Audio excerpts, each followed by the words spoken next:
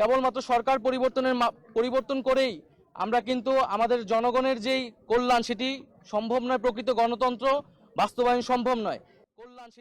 জাতীয় নাগরিক পার্টির এনসিপির আহ্বায়ক নাহিদ ইসলাম বলেন, পুরনো সংবিধান এবং পুরনো শাসন কাঠামো ব্যবস্থা রেখে নতুন বাংলাদেশ বিনির্মাণ সম্ভব নয়। কেবল সরকার পরিবর্তন করে জনগণের কল্যাণ নিশ্চিত করা সম্ভব নয়, প্রকৃত গণতন্ত্র বাস্তবায়ন করা সম্ভব নয়। মঙ্গলবার 4 মার্চ সকাল 8টার দিকে জাতীয় নাগরিক পার্টির আহ্বায়ক নাহিদ ইসলাম ও সদস্য সচিব আক্তার হোসেন দলীয় নেতাকর্মীদের নিয়ে সাভারের জাতীয় স্মৃতিসৌধে শ্রদ্ধা জানান। পরে সাংবাদিকদের সঙ্গে আলাপকালে নাহিদ ইসলাম এসব কথা বলেন। এর আগে সকাল 7:40 দিকে গাড়ি বহর নিয়ে জাতীয় স্মৃতিসৌধে প্রবেশ করেন জাতীয় নাগরিক কমিটির নেতারা। এ সময় 71-এর বীর শহীদদের প্রতি ফুল দিয়ে শ্রদ্ধা জানিয়ে 1 মিনিট নীরবতা পালন করেন তারা। শহীদদের শ্রদ্ধাঞ্জলির পাশাপাশি সারা দেশে মানুষকে শুভেচ্ছা জানিয়েছে জাতীয় নাগরিক পার্টির আহ্বায়ক নাহিদ ইসলাম। প্রথম কর্মসূচি হিসেবে আমরা জাতীয় স্মৃতিসৌধে আমাদের স্বাধীনতা সংগ্রামের বীর শহীদদের শ্রদ্ধাঞ্জলি দিতে এসেছি।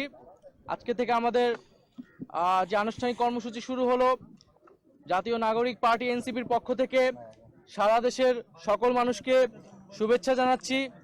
আমাদের এই ভূখণ্ডের জনপদের মানুষের যে লড়াইয়ের ইতিহাস রয়েছে, 1947 সালের আজাদির লড়াই থেকে শুরু করে 1971 সালের মহান স্বাধীনতা সংগ্রাম এবং 2024 সালের ছাত্র জনতার গণ অভ্যুত্থান, এই সকল লড়াইয়ের আকাঙ্ক্ষাকে ধারণ করেই আমরা নতুন বাংলাদেশ বিনির্মাণ করব এবং সেই লক্ষ্যে এনসিপি কাজ করে যাচ্ছে।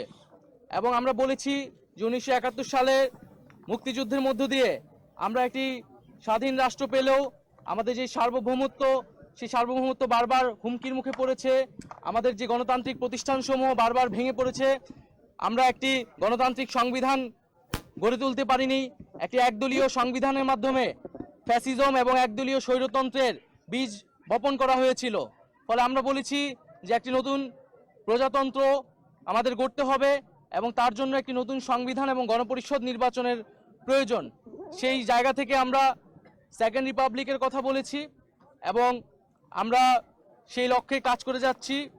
এবং জাতীয় নাগরিক পার্টি এই মুহূর্তে তার প্রথম লক্ষ্য হচ্ছে তার সাংগঠনিকভাবে কার্যক্রম বিস্তৃত করা, তৃণমূলে সাংগঠনিক কার্যক্রম বিস্তৃত করা এবং নিবন্ধন নিতে যেই ধরনের শর্তাবলী পূরণ করতে হয় সেই শর্তাবলী পূরণ করার দ্রুত সময়ের মধ্যে পূরণ করে আমরা নিবন্ধন কার্যক্রম আগাবো।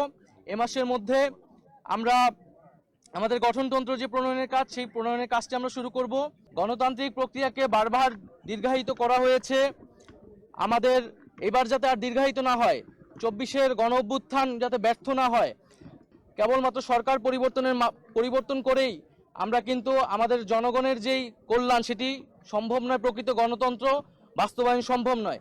সেজন্য আমরা বলছি যে আমরা যেহেতু এই 24 সালে গণ অভ্যুত্থান হয়েছে, ছাত্র জনতা রক্ত দিয়েছে, আমরা কেবল সরকার পরিবর্তন নয় বরং শাসন কাঠামো সহ পুরো সাংবিধানিক পরিবর্তন করে নতুন একটি বাংলাদেশের যাত্রা শুরু করতে চাই, যেখানে প্রকৃত গণতন্ত্র, ইনসাফ এবং সাম্য নিশ্চিত করা সম্ভব হবে। আমরা জুলাই গণ অভ্যুত্থানে সংগঠিত যে গণহত্যা, সে গণহত্যার বিচার দ্রুত সময়ের মধ্যে কার্যকর দেখতে চাই এবং বিচারিক প্রক্রিয়ার মাধ্যমে আওয়ামী লীগের রাজনৈতিক ফয়সালা এই বাংলার মাটিতে করতে হবে।